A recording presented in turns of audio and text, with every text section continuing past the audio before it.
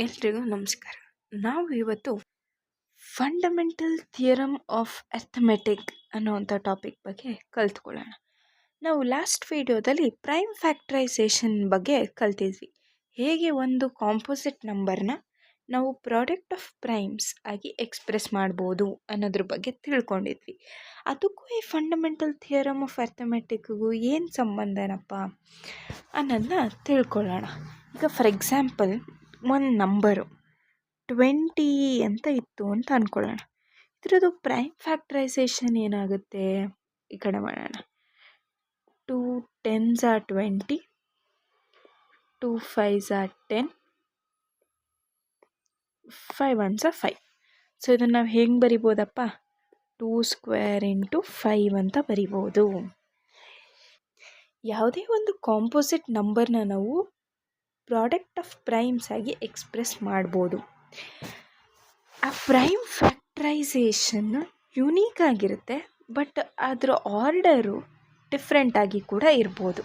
For example ಹೆಂಗಪ್ಪ ಅಂದರೆ, ನನಗೆ ಈಗ 2 ಇಂಟು 2 ಇಂಟು 5 ಅಂತ ಬಂತು. ಬೇರೆಯವ್ರಿಗೆ 5 ಇಂಟು 2 ಇಂಟು 2 ಅಂತ ಬರ್ಬೋದು, ಇಲ್ಲ 2 ಇಂಟು 5 ಇಂಟು 2 ಅಂತ ಬರ್ಬೋದು.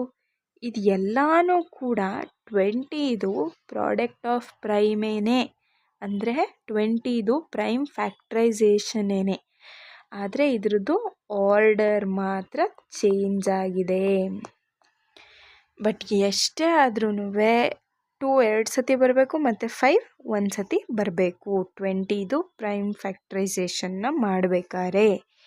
ಇದನ್ನು ಫಂಡಮೆಂಟಲ್ ಥಿಯರಮ್ ಆಫ್ ಅರ್ಥಮೆಟಿಕ್ ಹೇಳುತ್ತೆ. ಇವಾಗ ಒಂದು ಪಿಕ್ಚರ್ ನೋಡೋಣ ಫಂಡಮೆಂಟಲ್ ಥಿಯರಮ್ ಆಫ್ ಅರ್ಥಮೆಟಿಕ್ ಬಗ್ಗೆ.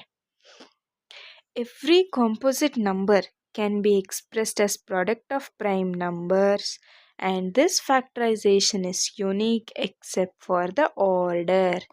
ಇದನ್ನು ಫಂಡಮೆಂಟಲ್ ಥಿಯರಮ್ ಆಫ್ ಅರ್ಥಮೆಟಿಕ್ ಅಂತ ಕರಿತೀವಿ. ನಿಮಗೆ ಅರ್ಥ ಆಗಿದೆ ಅಂತ ಅನ್ಕೋತೀನಿ. Thanks for watching.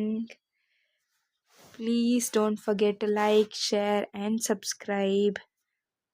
ನನ್ನ ಚಾನಲ್ನ ನೋಡ್ತಾ ಇರೋದಕ್ಕೋಸ್ಕರ ಧನ್ಯವಾದಗಳು.